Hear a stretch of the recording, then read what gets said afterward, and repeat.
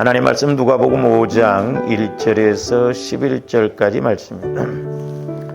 누가복음 5장 1절에서 11절까지 같이 합독하십니다. 시작. 무리가 몰려와서 하나님의 말씀을 들을새 예수는 게네사렛 호숫가에 서서 호숫가에 배 두 척이 있는 것을 보시니 어부들은 배에서 나와서 그물을 씻는지라. 예수께서 한 배에 오르시니 그 배는 시몬의 배라. 육지에서 조금 떼기를 정하시고 앉으사 배에서 무리를 가르치시더니 말씀을 마치시고 시몬에게 이르시되 깊은 데로 가서 그물을 내려 고기를 잡으라. 시몬이 대답하여 이르되 선생님, 우리들이 밤이 새도록 수고하였으되 잡은 것이 없지만은 말씀에 의지하여 내가 그물을 내리리다 하고, 그렇게 하니 고기를 잡은 것이 심히 많아 그물이 찢어지는지라. 이에 다른 배에 있는 동무들에게 손짓하여 와서 도와달라 하니 그들이 와서 두 배의 채움에 잠기게 되었더라. 시몬 베드로가 이를 보고 예수의 무릎 아래 엎드려 이르되 주여, 나를 떠나소서, 나는 죄인이로소이다 하니 이는 자기 및 자기와 함께 있는 모든 사람이 고기 잡힌 것으로 말미암아 놀라고, 세베대의 아들로서 시몬의 동업자인 야고보와 요한도 놀랐음이라. 예수께서 시몬에게 이르시되 무서워하지 말라. 이제부로는 내가 사람을 취하리라 하시니 그들이 배들을 육지에 대고 모든 것을 버려두고 예수를 따르니라. 아멘. 원래 주보에는 이제 믿음 성장의 5단계를 넘어서라 이렇게 되어 있습니다만은 오늘 그 5단계까지를 하지 못할 것 같아서 제가 믿음 성장의 8단계, 그래서 신앙 성장의 8단계라는 제목으로 이렇게 말씀을 상고하고자 합니다. 제가 뭐 그전에도 이게 오늘 누가복음 5장을 설교를 했습니다마는 얼마 전에 이제 저와 여러분들이 기도응답 조건의 3박자에서 이제 가장 중요한 게 그리스도의 마음이라고 그랬죠. 그리스도의 마음을 가질 때 하나님은 성령 하나님을 통해서 이제 우리가 기도할 때 말씀을 주셔서 응답도 받고 이렇게 쓰임 받고 복을 받는다고 말씀을 드렸습니다.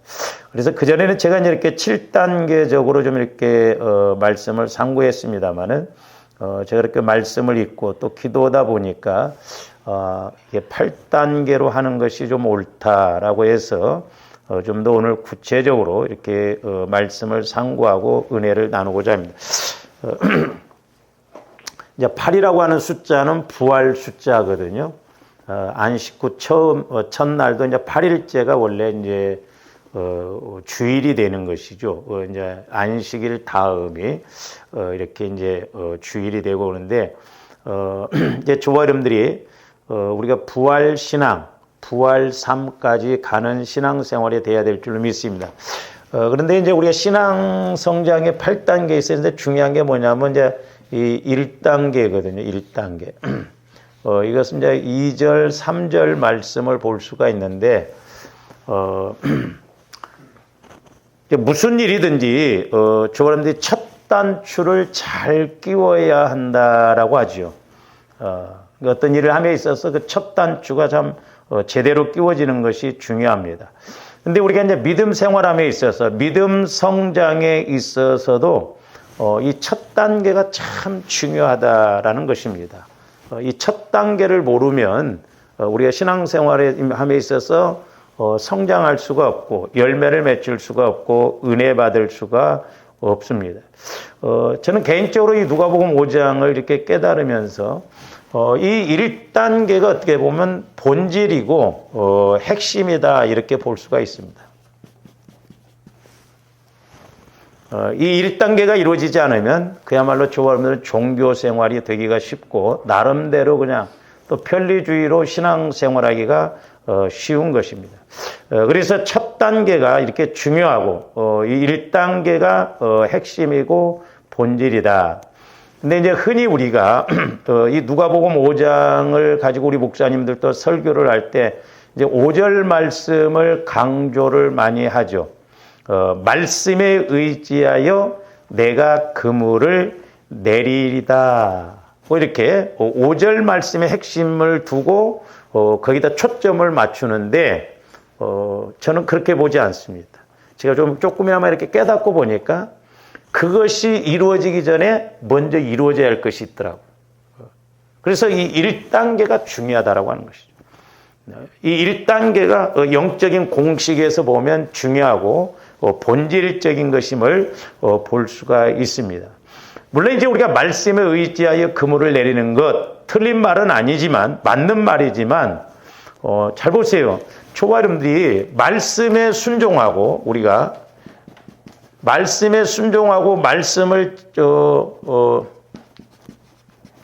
또한 말씀을 체험하려면 그냥 체험이 이루어집니까? 이 말씀의 순종이 그냥 이루어지고 말씀의 체험이 이루어집니까? 그러니까 그 앞전의 것이 이루어지지 않으면 이게 안 이루어집니다. 물론 하나님은 이제 어쩌다 하나님 살아계심을 알게 하기 위해서 이렇게 체험하게 합니다만은 그러나 주와 여러분들이 어떻게 보면 신앙생활하면서 평생 우리가 늘 말씀이 깨달아지고 체험되어지고 또 말씀 따라 순종해야 될 줄로 믿습니다. 이거 없이는 우리가 신앙생활을 제대로 할 수 없고 이스라엘 백성들도 내 백성이 지식이 없어. 결국 말씀이 없어서 망했다라고 그랬고 그들의 기근이 오는 것도 말씀을 알지 못한 기근이라고 하는 것을 볼 수가 있습니다. 그래서 이제 저와 여러분들이 말씀이 체험되어지고 또한 말씀에 순종하려면 이 1단계가 이루어지지 않고는 저는 어렵다고 봅니다. 그래서 저와 여러분들이 요 말씀을 좀 우리가 잘 기울이고 제가 늘 강조한 말씀인데 저한테 이제 적용만 하면 그래서 그렇구나라는 것을 알 수가 있습니다. 그러니까 보세요. 이제 오늘날 조함들이 신앙생활 수십 년 했잖아요. 그러면 조함들이 어떤 일을 함에 있어서 뭐 내가 사업을 함에 있어서 또 어떤 일을 함에 있어서 우리가 이렇게 말씀에 의지하여서 베드로가 그물을 내리듯이 내려받는 거예요. 우리는 왜 신앙생활을 이렇게 수십 년을 했어도 말씀에 의지하여서 그물을 내리듯이 그 말씀을 의지해서 이렇게 순종이 잘 안 되는가? 믿기는 믿는다고 하는데 우리들도 고백적으로 주님, 내가 말씀에 의지하여 이렇게 일을 하겠습니다. 내가 말씀에 의지하여 그렇게 순종하겠습니다. 내가 말씀에 의지하여 이 사업을 하겠습니다. 그렇게 확실하게 우리가 그런 고백이 이루어지고 그런 체험들이 얼마나 있는가. 우리가 말씀을 듣기는 듣는데 실제 그 말씀을 통해서 우리에게 힘있게 신앙생활을 하지 못하고 있는 것이 오늘 우리의 모습이지 않는가 이렇게 생각해 볼 수가 있습니다. 그래서 저는 개인적으로 제가 이 말씀을 깨닫고 그렇구나. 저와 여러분들의 믿음 성장 또 내가 이렇게 은혜를 받고 또 말씀의 체험이 이루어지고 또 응답이 이루어지고 하나님께서 우리에게 주시고자 하는 그 복을 받으려면 이 1단계 과정부터 시작되어져야 되고 이 1단계가 중요하다라고 하는 것을 인식하고 가야 될 줄로 믿습니다. 그래서 이 1단계가 중요해요. 이 1단계가 이루어져야 8단계까지 갈 수가 있어요. 이 1단계가 안 이루어지면 8단계 말씀에 의지하여 그물 내리리다 그게 사실 안 이루어진다 이 말이에요. 베드로의 사건으로 끝나지 내 사건으로 이렇게 와지지 않는다라고 하는 것입니다. 그러니까 이제 보세요. 베드로가 말씀에 의지하여 그물을 내리다 이렇게 했지만 이제 우선 그 베드로의 상황을 한번 우리가 보자고요. 자, 베드로의 상황을 보면 이날 저녁에 지금 아침이죠. 그러니까 그날 저녁에는 고기 한 마리도 못 잡았어요. 그렇죠? 그러니까 당대 그 어부로서는 그날 밤에 고기를 잡아서 그 이튿날 팔아야 하루를 살아가는 사람들인데 그날 저녁에 고기를 한 마리도 못 잡았다는 건 허탕쳤다는 거거든요. 일당을 못 본 거예요. 한 마리도 못 잡았어. 그러면 어떻게 보면 하루를 이렇게 힘들게 갈 수밖에 없거든요. 두 번째로 고기를 한 마리도 못 잡았으니 아침에 지금 얼마나 피곤하겠어요. 지쳤어요, 지쳤어. 가끔 그런 말을 하더라고요. 목사님, 힘들어도 돈만 잘 벌렸으면 좋겠대. 돈만 잘 벌리면 덜 힘들다는. 그렇죠? 힘들지 모릅니다. 돈 잘 벌면. 돈이 안 벌리니까 힘들고 돈이 어려우니까 어려운 것이죠. 제가 늘 말씀드렸잖아요. 조감들은 믿음 따라서 울고 웃어야 되는데 우리는 돈 따라서 웃고 울어요. 얼굴이 좀 밝으면 돈 문제가 해결이 됐고 뭔가 얼굴이 안 밝으면 또 물질적으로 어려운가 보구나. 그럴 수가 있단 말이에요. 근데 지금 베드로 입장에서 보면 상황적으로 보면 너무너무 지쳐있단 말이죠. 그렇잖아요. 어부가 저녁 내 고기 잡았는데 한 마리도 못 잡고 도대체 이게 무슨 징조냐. 한 마리도 못 잡을 정도로. 그러니 아침에 그물을 씻으면서 얼마나 지쳐 있겠어요. 그리고 세 번째로는 지금 예수님이 두 배가 있는데 베드로의 배에 올라탔잖아요. 지금 베드로 입장에서 보면 그러니까 이게 우리가 상황으로 본다고 한다면 배를 내어드릴 그런 여유, 시간이 없어요. 그렇잖아요. 아무리 예수님이 이렇게 소문은 듣고 그렇다 할지라도 배를 내어드릴 시간 여유가 없다. 왜? 빨리 정리해 놓고 가서 잠을 좀 자고 오후에 또 나와야 되기 때문에 그렇단 말이죠. 지금 얼마나 마음이 바쁘고 급합니까? 그 다음에 네 번째로는 쉬어야 되죠. 오전이라도 잠을 자야 되잖아요. 그래야 또 오후에 준비해서 또 밤에 뱃일을 나가지 않습니까? 쉬어야 돼요. 다섯 번째, 저녁 고기 잡는 것, 저녁 시간을 준비해야 되죠.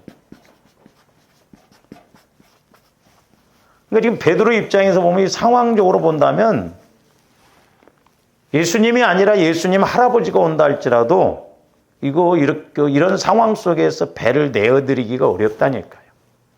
차라리 다른 배로 가라고 이렇게 하실 수 있다는 거예요.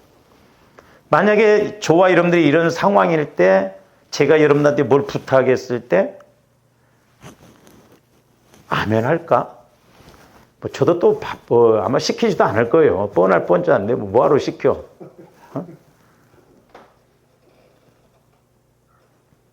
그래서 어떻게 보면 1단계가 중요하다라고 하는 것이 베드로는 지금 이런 상황 속에서 배를 내어드렸다 이 말이죠.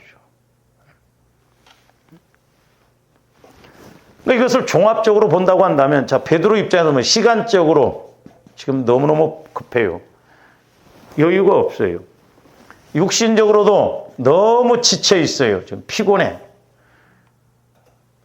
근데 또한 고기도 한 마리도 못 잡았어. 오늘날로 보면 물질적으로도 하나 지금 이렇게 이익이 없다 이 말이에요. 그런 상황 속에서 우리가 이렇게 배를 내어드릴 수 있는가? 한마디로 베드로는 그 전날 밤에 고기 잡는데 실패했어요. 실패했습니다. 허탕쳤습니다. 그래서 이 1단계에서 이제 중요한 게 뭐냐면 베드로는 그날 저녁에 고기를 한 마리도 못 잡았다는 건 어부로서 그날 실패한 거예요. 그야말로 허탕친 거예요. 고생은 고생대로 했는데 한 마리도 못 잡았어. 그때 배를 내어드렸습니다. 배를. 두 가지 여기서 보면 어떻게 보면 배를 내어드렸어요.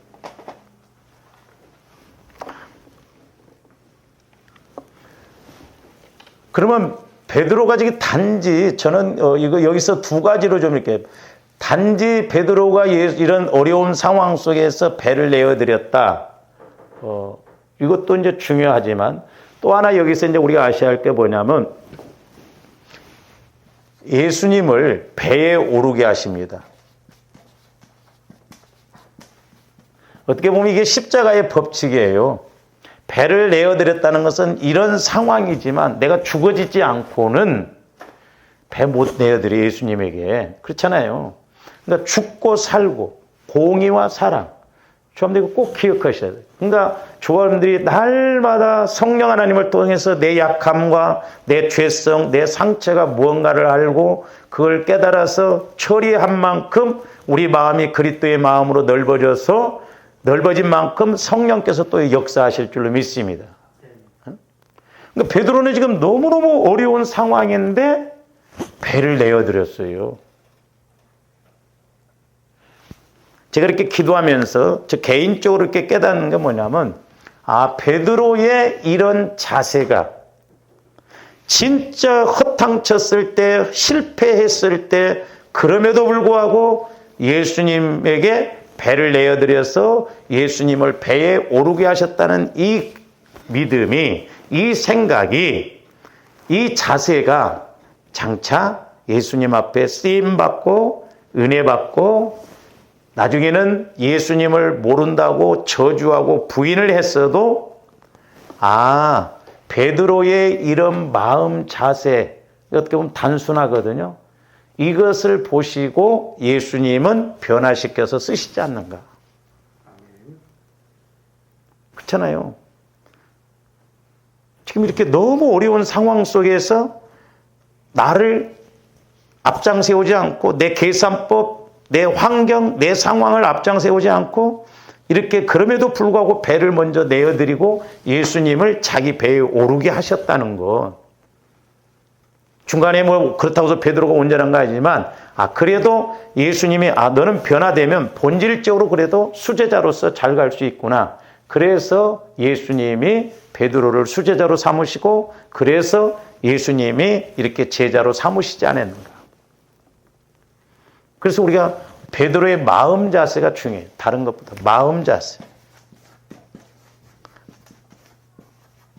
사람은 어려울 때 이렇게 겪어보면 알잖아요. 돈이 많을 때는 친구들이 많다가도 내가 어려우면 친구들도 다 떠나간다고 그러잖아요.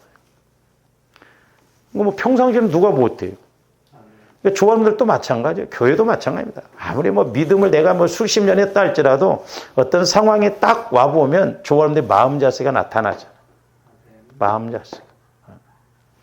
그런 데서 어떤 면에서 우리가 판단이 되어지고 우리 마음을 읽을 수가 있는 것입니다. 그러니까 베드로 입장에서 본다고 한다면 예수님이 오셨는데 어떻게 보면 상황적으로 본다. 그래서 제가 상황윤리 따라가면 안 된다고 그랬어요. 지금 말세지 말에는 영적인 걸 모르면 마귀가 전부 상황 보고 따라가게 합니다. 우리는 말씀 따라가야 될 줄로 믿습니다. 그러니까 지금 베드로 입장에서 얼마든지 지금 고기를 못 잡고 또 빨리 그물을 씻고 배를 준비해 놓고 가서 좀 쉬다가 저녁에 또 다시 이렇게 고기를 잡아야 되기 때문에 지금 마음이 급하거든요. 그랬을 때 예수님이냐? 자, 예수님이냐? 빈배 상황이냐?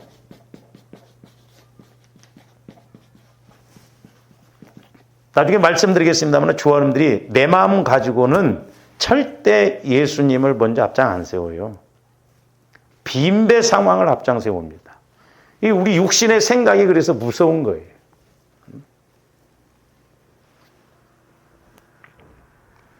즉 예수님을 보느냐 아니면 내 빈배 상황을 보느냐, 우리 신앙생활은 이 둘 중에 하나에서 결정되어져요. 내가 빈배 상황, 뭐 돈이 많았을 때도 마찬가지예요. 내가 그걸 보고 가느냐, 그럼에도 불구하고 예수님을 바라보고 가느냐. 그러니까 역으로 이렇게 이제 만약에 말씀을 드린다면 이날에 베드로가 역으로 이제 또 표현해 본다고 한다면 이날에 베드로가 고기를 많이 잡아가지고 아침에 고기 손질하고 그러고 있다 보면 배 내어드릴 수 있겠어요? 없었겠어요? 못 내어드리죠. 왜? 뭐 지금 배에 고기가 가득 차 있고 그거 손질하느라고 내어드릴 수 없다니까요. 육신적으로 본다고 한다면.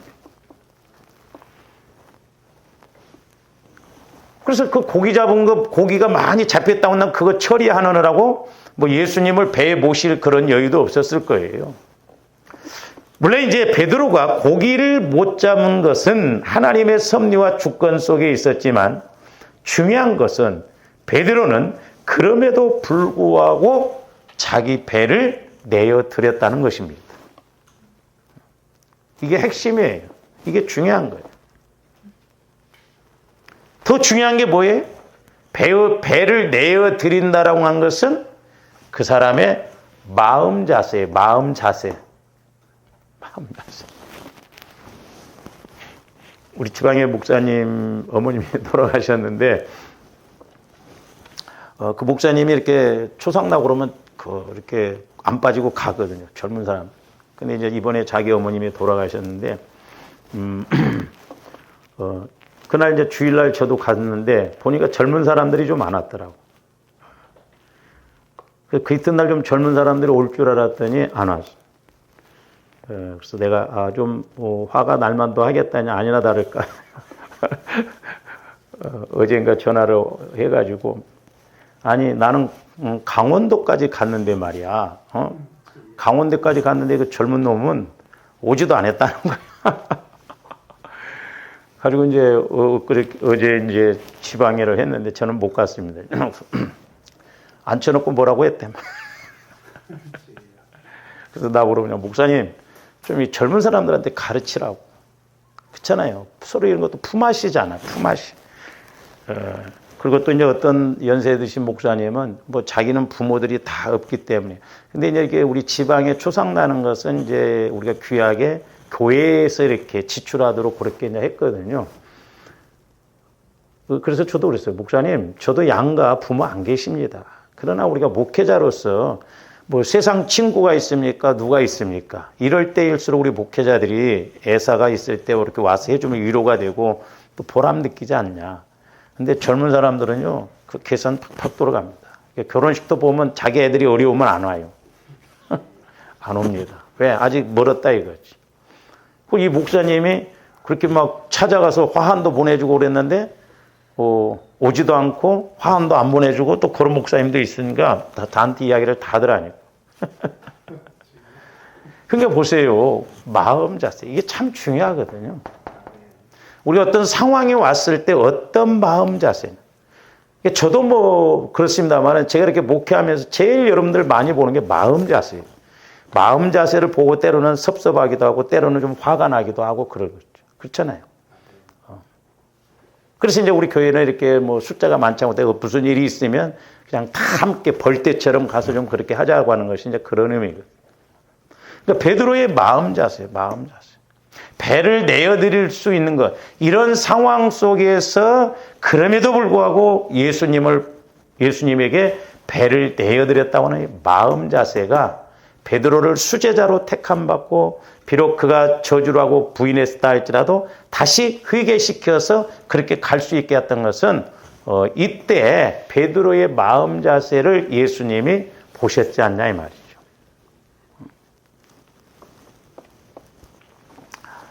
옛날에 이제 저희 큰형님이 사업을 할 때 처음에 이제 그 사업을 배울 때 북한에서 넘어온 그 여자 사장님이 있었는데 저희 형님을 이렇게 테스트를 해보더래요. 그 북한에서도 돈이 많으니까 처음에 이렇게 돈을 딱 주고 심부름을 시키더래요. 근데 대부분 사람들이 이렇게 심부름을 하다 보면 뭐 정확하게 안 해요. 그랬더니 이제 우리 형님이 정확하게 이렇게 심부름을 했더니 나중에는 큰 돈을 맡기더래요. 왜? 너는 믿을 만하다 이거죠. 그래서 이제 돈 거래에 보면 다 나오잖아요. 그 사람들 성격도 나오고 마음 자세도 나오고. 근데 베드로의 입장에서 베드로가 지금 뭐 고기를 많이 잡은 것도 아니고 고기를 한 마리도 지쳐 있고 이렇게 힘들고 쉬어야 되고 이런 상황 속에서 배를 내어드린다는 것 쉽지 않거든요. 그러면 이제 적용적인 측면에서 보면 그럼 뭐 마음 갖고 하려고 하면 이게 뭐 다 천차만별이기 때문에 어떻게 해야 돼? 오늘날 저와 여러분들이 이런 상황이 왔을 때 베드로처럼 행하려고 하면 어떻게 해야 하는가? 그게 중요한 거죠. 다른 게 아니에요. 제가 이제 아까도 말씀드렸지만 기도응답 조건의 3박자에서 중요한 게 이제 예수 그리스도의 마음이라고 그랬잖아요. 제가 그 마음, 그것을 이제 성령께서 깨닫게 해주시고 이렇게 기도를 하다 보니까 이 누가복음 5장이 새롭게 적용이 되어지는 거예요. 아, 그렇구나. 알면 쉽습니다. 1단계에서 중요한 게 뭐냐면 오늘날 조합대 적용적인 측면에서 베드로처럼 이렇게 상황적으로 현실적으로 물질적으로 시간적으로 육신적으로 지치고 힘들고 어려웠을 때 그럼에도 불구하고 예수님을 먼저 생각하고 예수님께 이렇게 순종할 수 있는 게 뭐예요? 조합대 예수 그리스도의 마음을 가져야 된다. 예수 그리스도의 마음이 아니고는 우리가 흉내낼 수가 없어요. 너무너무 중요해요. 그래서 예수 그리스도의 마음으로 이렇게 자꾸 성화가 이루어지는 것. 그러면서 제가 이제 오늘 아침에도 기도하면서 간단하더라고요. 잘 보세요. 우리가 호랑이를 잡으려면 호랑이 굴로 들어가면 됩니다. 그렇죠? 우리가 영적으로 믿음 안에서 예수님을 만나려면 어떻게 해야 돼요? 예수님 안으로 들어가면 된다니까.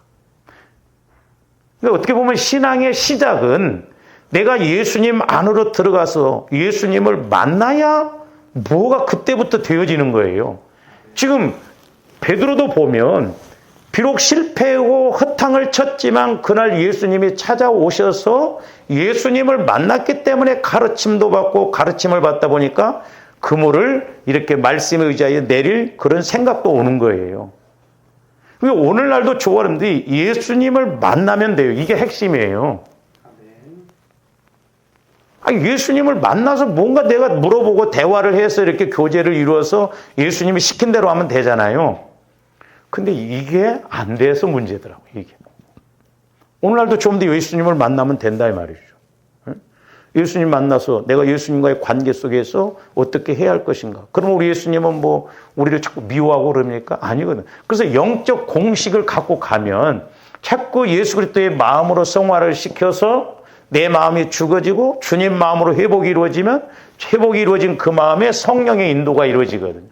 그러니까 금요일날 설교를 했던 기도응답 조건의 3박자나 지금 이 베드로가 이렇게 시작하는 이 과정이나 똑같은 것을 볼 수가 있습니다. 그래서 이렇게 예수 그리스도의 마음을 가지고 시작해야 내가 비록 어려움 가운데 있다 할지라도 주님 마음 안에서는 그럼에도 불구하고 순종하라는 믿음도 생기고 깨달음도 와진다 이 말이죠. 그리고 여기에서부터 이제 은혜 받고 응답 받고 해결되어지는 시작점이 여기더라고요. 여기. 그래서 1단계가 중요하다 이 말이죠. 예수님을 만나서 뭔가 우리가 누구도 만나서 대화를 해봐야 이러쿵저러쿵 일이 성사가 되든지 안 되든지 이루어지잖아요. 그러니까 영적인 것도 마찬가지예요. 내가 예수님을 만나야 된다 이 말이죠. 영으로 오신 예수님. 그래서 히브리서 9장 28절에서도 보면 우리 예수님이 이렇게 바라는 자들에게 죄와 상관없이 두 번째 나타나신다고 그랬거든요. 근데 그 두 번째 나타나심이 재림을 말하는 게 아니에요. 우리가 요한복음 16장에도 보면 우리 예수님이 얼마 있다가 다시 오신다고 그래요. 그건 뭔 말이에요? 성령을 통해서 다시 오신다 이 말입니다. 그러니까 조함들이 예수 그리스도의 마음을 가질 때 성령께서 내 안에서 역사하셔서 예수님이 내게 하신 말씀도 깨닫고 그럼에도 불구하고 우리가 믿고 이렇게 행동할 수가 있다라고 하는 것이죠. 그래서 조함들이 좀 신앙생활을 함에 있어서 우리가 어쩌다 한 번씩이 아니라 우리가 이렇게 쓰임받는 그런 택합, 또 성장하는 택합, 응답받는 택합, 또한 열매 맺는 택합, 복받는 택합, 그런 것이 이루어져야 될 줄로 믿습니다. 어쩌다 한 번씩이 아니라. 그래서 신앙생활의 실제는 성화구원, 즉 예수 그리스도의 마음을 가질 때부터 시작된다는 것을 알아야 돼요. 안 만나고 어떻게 뭘 알 수 있냐 이 말이죠. 사람도 만나야 선은 이렇고 후는 이렇고 들어보니 이런 애 저런 애 깨달음이 오잖아요. 예수님도 만나면 돼. 베드로도 지금 예수님을 만났어요. 아침에 비록 고기 잡는 데는 실패했지만 자기 배 안으로 예수님이 들어오셨다 이 말이에요. 그러니까 거기서부터 일이 지금 사건이 벌어지고 있듯이 오늘날 조아람들이 예수님은 이제 영으로 오셨기 때문에 조아람들이 그리스도의 마음 안에 있으면 성령 하나님을 통해서 예수님을 만나고 예수님을 만나는 그 사건 속에서 내가 때로는 환경적으로 힘들고 어렵고 그래도 그 속에서 예수님이 주시는 말씀을 통해서 깨닫고 나가면 예수님이 일을 하신다 이 말이죠. 그래서 예수 그리스도의 마음이 하나님의 생명이고 구원이고 천국이고 하나님의 형상입니다. 보세요. 아까 말씀드렸습니다만 좀 더 육신적으로는 절대 하나님 말씀에 순종할 수도 없고 굴복할 수도 없어요. 베드로의 입장 이런 상황이라면 내가 지금 너무너무 육신적으로 힘들고 때로는 병들었고 가난하고 막 도둑맞고 어려움 가운데 있는데 이렇게 해라? 할 수가 없고 그러나 예수 그리스도의 마음을 가지면 그럼에도 불구하고 환경을 내 마음을 내 상황을 초월해서 그 말씀에 순종할 수가 있습니다. 그게 중요한 거예요. 그러니까 이제 조함들이 성령 하나님과 교제가 이루어지면 때로는 내가 먹고 싶은 것도 안 먹고 때로는 내가 뭐 어디 가야 할 것도 안 가고 눈치를 찾고 예수님을 보면서 예수님을 찾고 간다 이 말이죠. 근데 그게 안 되면요. 그냥 다 합리적으로 내 상황 속에서 이렇게 가거든요.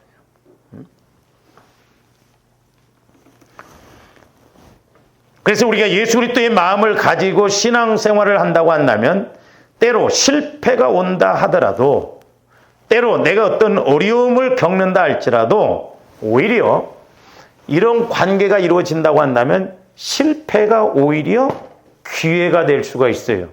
그렇죠? 지금 베드로는 실패했잖아요. 어쨌든 하루 저녁이라도 고기를 한 마리도 못 잡아. 근데 그 실패가 오히려 예수님을 만나게 하는 예수님을 자기 배에 모시게 하는 기회가 되고 때가 됐던 거예요.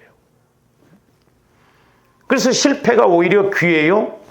때로는 내가 허탕 친 것이 허탕이 아니라 세탕이 된다 말이야. 세탕. 그러니까 뭐든지 우리가 해석을 잘하면 되잖아요. 근데 뭐 나름대로 해석이 아니라 우리가 성령 하나님과의 관계가 이루어진다고 한다면 불꽃 같은 눈동자로 보고 계신 성령께서 작은 것도 큰 것도 다 말씀해 주실 거 아니냐 이 말이죠. 그렇잖아요. 그러니까 때로는 실패가 아니에요. 고난이 아니다 이 말이죠. 그래서 오히려 고난을 통해서 실패를 통해서 예수님을 더 뜨겁게 만나는 그런 계기가 되고 오히려 역전의 기회가 올 수 있는 그런 힘이 되어지는 것입니다. 그래서 때로 저와 여러분들이 이렇게 실패가 기회가 되고 문제가 기회가 되고 어려움이 오히려 기회가 된다라고 하는 것입니다. 그래서 우리가 예수 그리스도의 마음을 가지고 신앙생활하는 것이 핵심이고 중요하고 천국을 여는 마스터 키예요. 마스터 키. 제가 그래서 천국 열쇠라고 그랬잖아요. 예수 그리스도의 마음이. 그래서 조함대 얼마만큼 예수 그리스도의 마음을 가지고 가느냐. 거기에 따라서 우리는 상황 보지 않고 환경 따라가지 않고 육신의 계산이 아니라 영의 계산을 따라가므로 결국 하나님이 은혜 주시고 역사하신다는 것을 아셔야 되겠습니다. 그래서 이제 조언인데 예수 그리스도의 마음을 가지고 사는 것이 예수 그리스도를 모시고 사는 거예요. 예수 그리스도의 마음을 가지고 사는 것이 예수 그리스도를 모시고 사는 것이다. 그래서 예수 그리스도를 모시고 살아감으로 내가 예수님을 만나면 내 안에 거하신 예수님을. 물론 이제 우리가 신약에서 보면 예수님은 육신을 입고 오셨잖아요. 그렇기 때문에 그 육신을 입고 오신 예수님을 이렇게 베드로처럼 배 안으로 모셔드려야 또 제자들도 풍랑이 했을 때 예수님을 배 안으로 모셔드려야 풍랑이 잠잠해졌어요.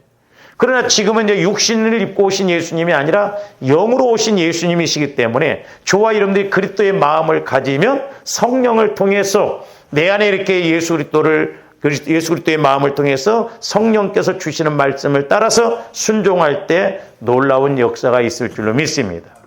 자, 마태복음 14장 22절에서 33절도 한번 봅니다. 예수께서 즉시 제자들을 재촉하사 자기가 무리를 보내는 동안에 배를 타고 앞서 건너편으로 가게 하시고 무리를 보내신 후에 기도하러 따로 산에 올라가시니라. 저물매 거기 혼자 계시더니 계속 봅니다. 없어요?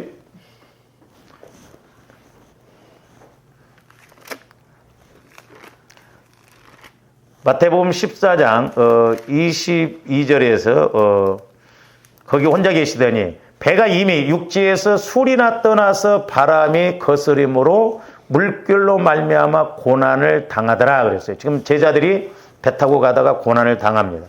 밤 사경에, 여기 사경이란 건 3시에서 6시 사이를 말하는데 예수께서 바다 위로 걸어서 제자들에게 오시니 제자들이 그가 바다 위로 걸어오심을 보고 놀라 유령이라 하며 무서워하여 소리 지르거늘 예수께서 즉시 이르시되 안심하라 내니 두려워하지 말라 그랬어요. 제자들이 예수님이 바다 위로 올라오시니까 유령, 귀신인 줄 알고 다 놀랬어요. 근데 예수님이 안심하라 나니 두려워하지 말라 그랬어요. 이때 보세요. 베드로가 대답하여 이르되 주여 만일 주님이시거든 나를 명하사 물 위로 오라 하소서. 여기서 베드로가 주님을 시험해 보는 게 아니에요. 그러니까 베드로는 이렇게 참 어떻게 보면 단순했어요. 예? 단순했습니다. 그러니까 그렇게 실패하고 고기 못 잡았을 때도 예수님이 배를 빌리자고 할 때 투말 없이 내주잖아. 조함들이 신앙생활을 하면 단순해야 돼. 자꾸 잔머리 굴리거나 자기 계산 생각하거나 하면 자기 꾀에 자기가 넘어간다고 그러잖아요.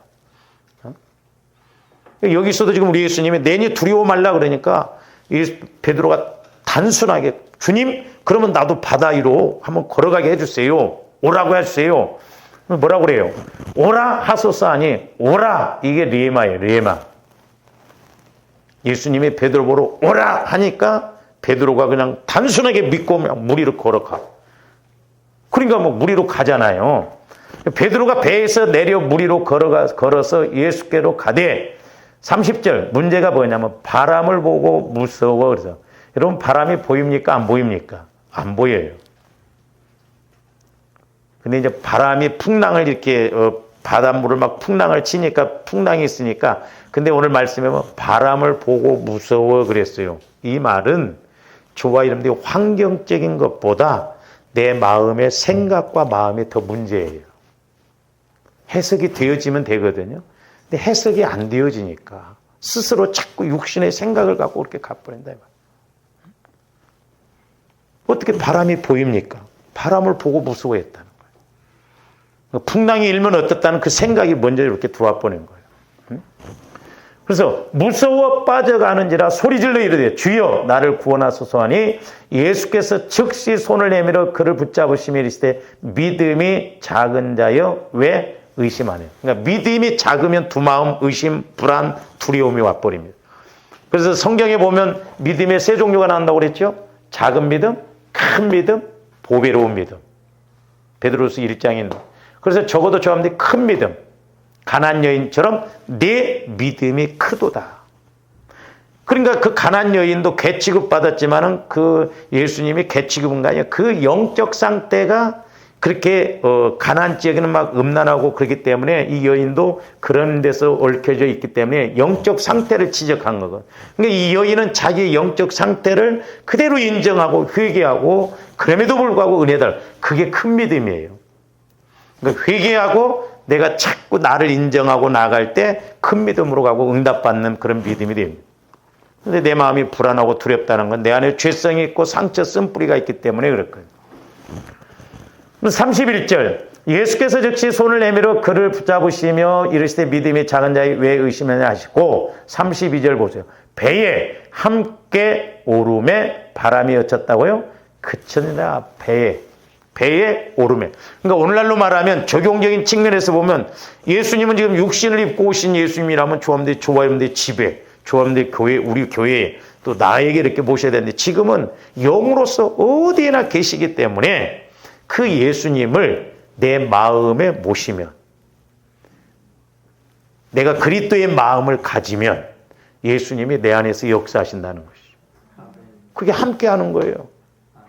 누가복음 5장도 보면 예수님이 오셨을 때 베드로가 자기 배 안으로 모셔드리잖아요. 그렇듯이 오늘날도 적용적 측면에서 보면 조합원들의 마음이 주님 마음으로서 지금은 영으로서 이렇게 역사하시기 때문에 내 마음이 주님 마음이 되어지면 틀림없이 성령께서는 내게 말씀하시거든.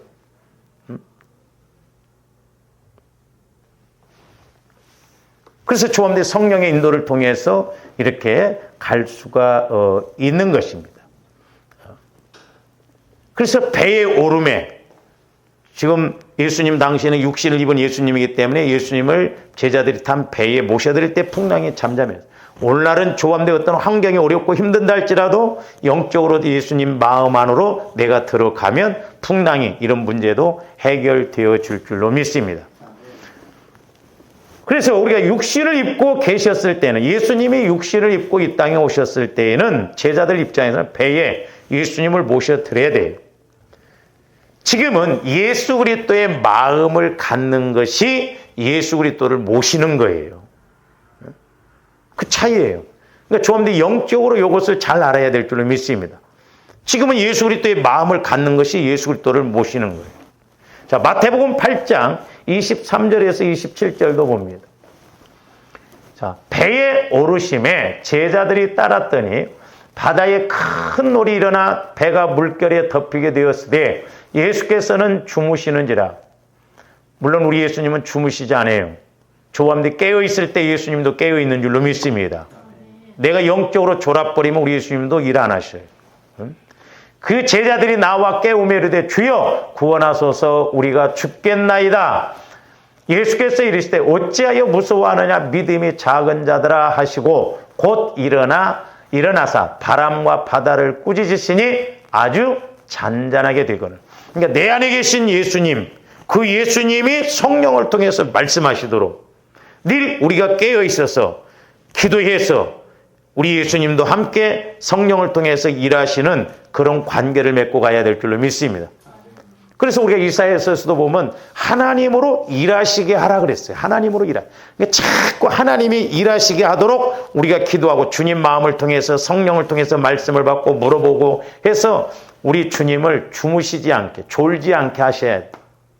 그럼 결국 조합원들이 졸아버리면 주님도 할 일이 없잖아요. 근데 우리가 영적으로 이것을 해석하고 나가야 1단계가 그래서 중요하구나라는 것을 알 수가 있습니다.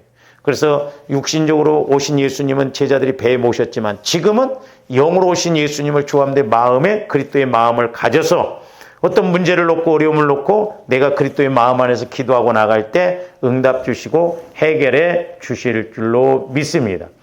그래서 베드로가 그런 상황 속에서도 배를 내어드릴 수 있는 것은 단순한 마음이지만 오늘날로 말하면 예수 그리스도의 마음이 아니고는 예수님을 먼저 생각하지 않는다는 거죠. 그렇죠?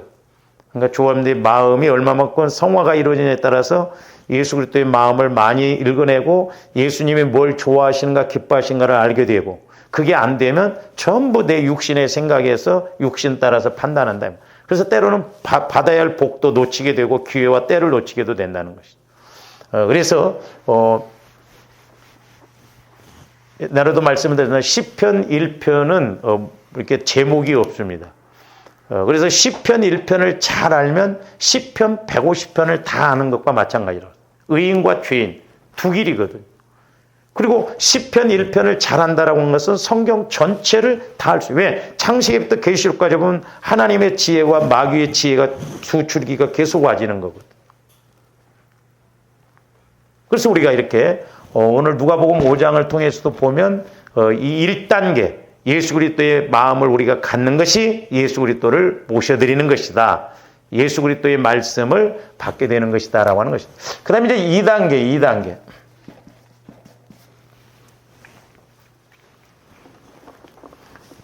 이제 2단계 신앙, 이게 이제 3절 하반절인데,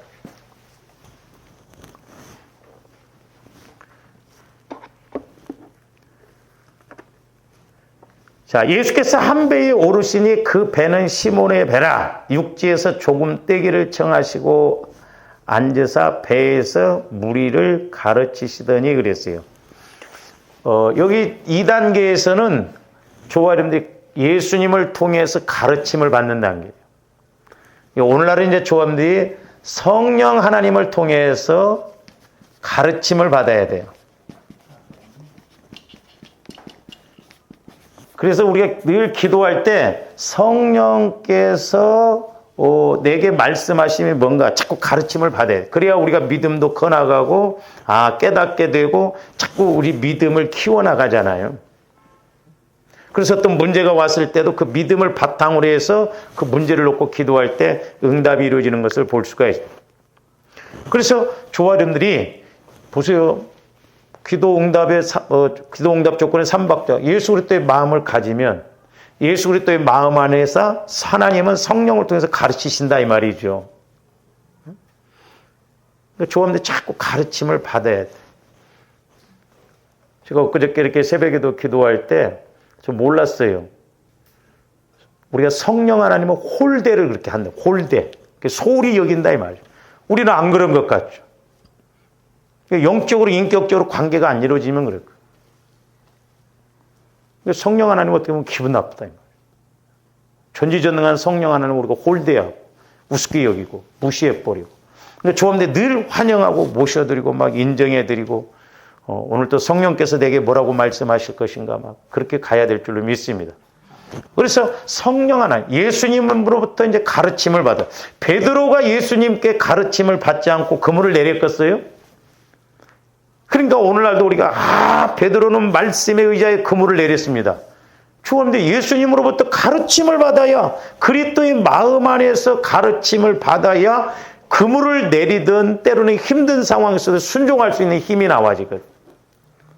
그래서 제가 목회자로서 조금이나마 회개하고 깨닫는 게 뭐냐면 성도들이 본질적으로 감사하라 하면 감사할 수 있도록 회개하라 하면 회개할 수 있도록 그 본질적인 걸 가르쳐줘야 되는데 현상적인 거 열매적인 건 계속 해. 이렇게 하면 복 받습니다. 이렇게 하면 좋습니다. 거의 설교가 그렇거든. 그러니까 그거 아는데 안 되는 거야. 그게 문제더라고. 되게 그럼 해줘야지.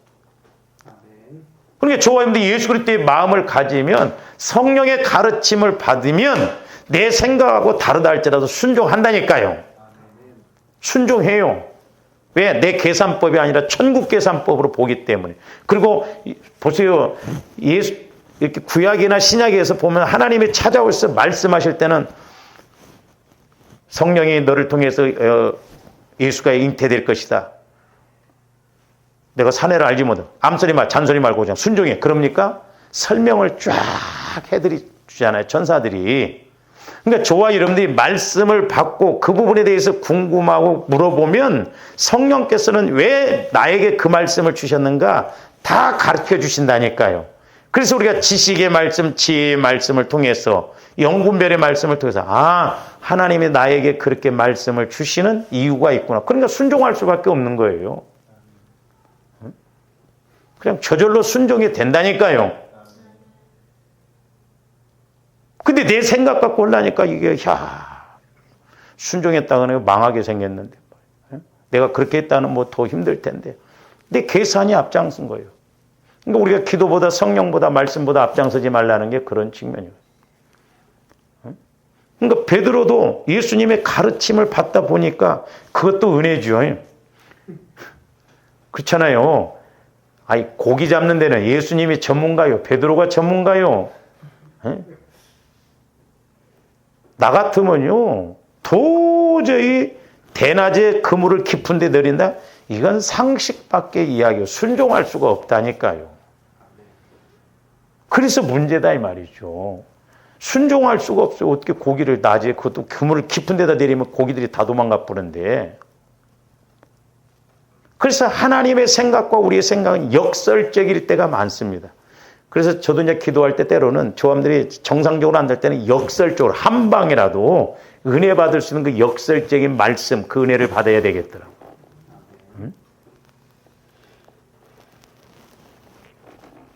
그래서 조함들이 이제 성령 하나님의 가르침을 계속 지속적으로 막 가르침을 받아야 돼. 그래서 믿음을 키워놓고 어떤 문제가 오면 또 그 믿음 위에서 말씀을 받으면 하나님께서 또 일하셔.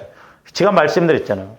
제가 처음에 야곱도 설명을 이렇게 설교를 하면서 이해를 못해서 야곱은 이렇게 지 욕심만 채리고 막 이래도 또 하나님 왜 끝까지 하는데 야곱이 딱 장점이 하나가 있더라니까요. 자기 할아버지, 아버지를 통해서 주신 약속의 말씀뿐만 아니라 자기에게 주신 말씀도 다급하면 하나님이 나한테 이렇게 말씀 주셨지 않습니까? 그러면서 말씀을 들이대더만. 그건 하나님의 약속이니까 하나님도 꼼짝 못해요. 조감대 온전해서 복을 주시는 게 아닙니다. 내가 부족해도 말씀을 주셨는데 내가 그 말씀을 믿고 가면 주님이 일하셔요. 왜? 하나님은 거짓말을 못하시기 때문에. 그래서 우리가 말씀을 받고 말씀을 가르침을 받는 것, 성령 하나를 통해 너무너무 중요하다 이 말이죠. 그래서 기도 응답의 삼박자, 그게 그 그림이 생명나무 그림이고 생명나무 기도고 신앙생활에서 핵심이다라 이 말이죠. 자, 요한일서 2장 25절에서 28절도 봅니다. 그가 우리에게 약속하신 것은 이것이니 곧 영원한 생명. 저게 예수 그리스도의 마음이에요. 예수 그리스도의 마음을 통해서 우리가 구원받고 또 성령을 통해서 그 예수 그리스도의 생명, 하나님의 생명이 구원받았다는 거, 하나님의 자녀로 갈 수 있는 은혜를 줍니다. 26절. 너희를 미혹하는 자들에 관하여 내가 이것을 너희에게서. 마귀가 미혹하면요, 조합들이 성령의 인도를 못 받으면 미혹의 영을 분별 못합니다. 조합들이 기도해야 돼요. 하나님, 미혹의 영을 알게 해주시고 미혹받지 않도록. 네? 계속 봅니다. 너희는 주께 받은 바 기름 부음이, 저기서 이제 기름 부음이라는 것은 성령의 기름 부음을 말해요. 성령의 기름 부음이 너희 안에 거하나니 아무도 너희를 가르칠 필요가 없고 오직 그의 기름 부음이 모든 것을 너희에게 가르치십니다. 그러니까 저기 보면 아무도 가르칠 필요가 없다니까. 나는 성령과 교제가 이루어져. 그러니까 예배도 안 드리고 나는 뭐 혼자 그런 측면이 아니라 성령께서 우리에게 가르치심을 이렇게 가르치실 때 내가 성령의 가르침을 받으면 누구에게 물어볼 필요도 없어요. 아니 전지전능하신 하나님이 가르쳐 주시고 말씀하시는데 뭔 인간에게 물어봐. 그게 좋은 뜻이면 안 물어볼 거예요. 근데 순종하기에 내가 좀 힘들면 물어볼 거예요. 왜? 위로를 받으려고. 마귀 새끼가 못하게 하려고. 집사님 어떻게 생각해요? 아, 내가 기도다가 오늘 아침에 감동을 받는데 막 이래래 성령께서. 그럼 그 입에서 아이고 그건 뭐 우리가 상황이 이런데 그 소리 듣기 쉽지. 아, 집사님 순종해. 그 소리 듣기 위해서 그런 게 아니거든. 그러니까 조함들이 성령께서 가르쳐 주시고 말씀하실 때는 누구에게 물어볼 필요도 없고 심지어는 저한테도 물어볼 필요도 없어요. 성령께서 주시는 가르침은 확실하다면 절대 순종만 있다 이 말이에요. 절대 순종. 사사로이 거기다 감정을 집어넣거나 계산을 집어넣으면 안 돼요. 아멘, 아멘, 아멘, 아멘. 단순하게 베드로가 한 게 그게 장점이에요. 막 푹 엎어지기도 하지만 그게 장점이에요.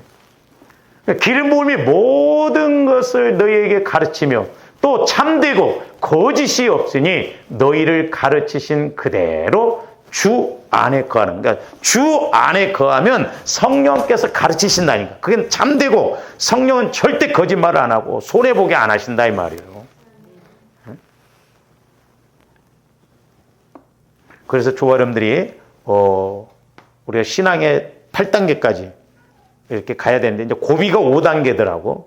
근데 이것이 이루어져야 우리가 이렇게 단계 넘어갈 수가 있습니다. 시간이 많이 지났는데 오늘 여기까지만 좀 기도하십시오.